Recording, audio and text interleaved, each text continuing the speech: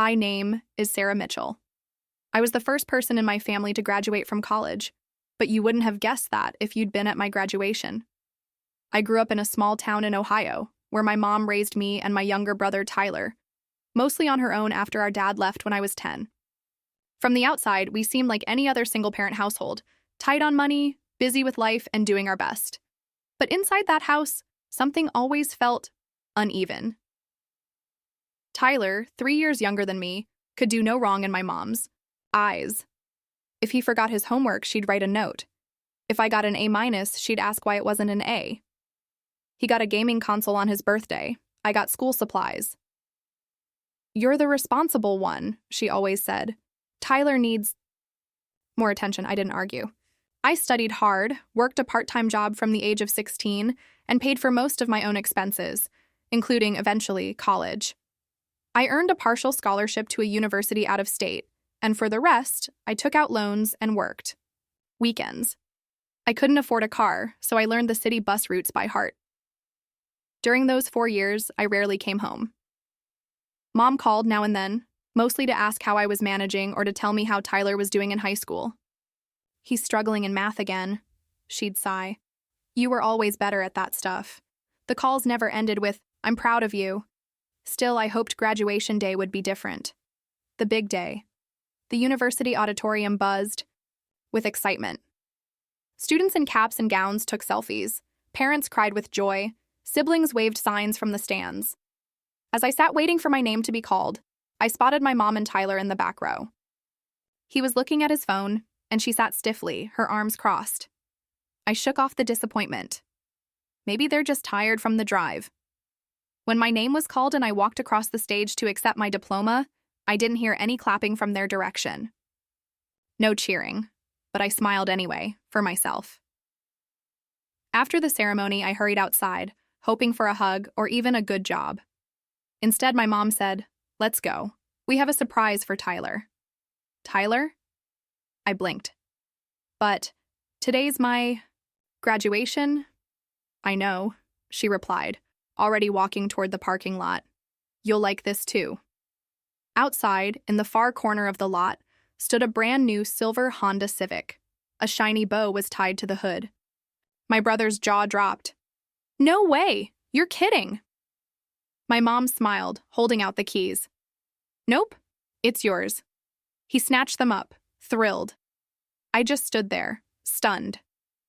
"You got him a car?" "He's going to need it next year when he starts community college," she explained. "It'll be easier than taking the bus." I felt a strange chill in my chest. "You mean, like I did, for 4 years?" My mom glanced at me, then shrugged. "You've always been more independent, Sarah. You managed fine without one." That was it. No congratulations, no card, no acknowledgement of what I had just achieved.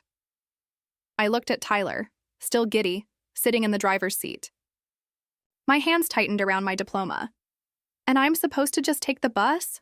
Like always?" My mom's voice was calm. "You're used to it. The quiet drive home." We didn't say much on the way home. Tyler drove his new car, beaming. I sat in the back of our family's old sedan, replaying the moment over and over in my head. 4 years of sacrifice, 4 years of struggle, and my reward? A front row seat to someone else's celebration. That night, I sat in my room staring at my degree.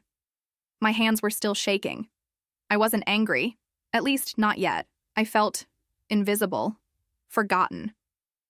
Like all the times I told myself, one day, they'll notice me, had been nothing but a lie. But something changed in me then.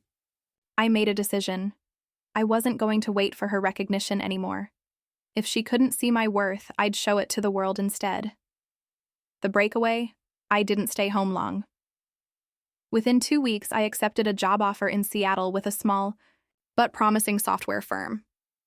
I packed up my things, rented a cheap room with 2 roommates, and flew out with 2 suitcases and a laptop. The first few months were hard. I worked long hours, struggled to pay bills, and still took the bus everywhere. But this time, I didn't mind. I was moving forward on my own terms. Eventually, things got better. I learned fast, got promoted within the year, and took on bigger projects. I saved up and bought a reliable used car. And for the first time in my life, I started to feel proud, not just of what I'd achieved, but of the person I'd become. The Calone afternoon, about a year later, my phone lit up with dozens of missed calls. That morning, a tech blog had published a feature on the app I'd helped design, an educational platform for underserved students. It had gone viral. Even a local news station picked up the story, airing a short interview with me. I'd never seen so many LinkedIn requests in my life. Among the missed calls was my mom. I hesitated before calling back. When I did, her voice trembled. "I saw you on the news," she said. "Everyone's talking about you." I said nothing. "I'm so proud of you," she whispered. I swallowed hard. Those were the words I had wanted to hear for so long. But hearing them now, after all this time, felt empty. "You never told me you were doing all that," she said. I smiled faintly. "You never asked. What I learned these days, I live in my own apartment in Seattle. I drive a car I bought myself. My app now serves thousands of students across the country, and people know my name, not because I shouted it, but because I built something no one could ignore. Sometimes I still think about that graduation day. The shiny car, the silence, the way I stood there holding my diploma while my brother celebrated, and I realize that moment didn't break me, it built me, because the girl who was told to take the bus became the woman who paved her own road.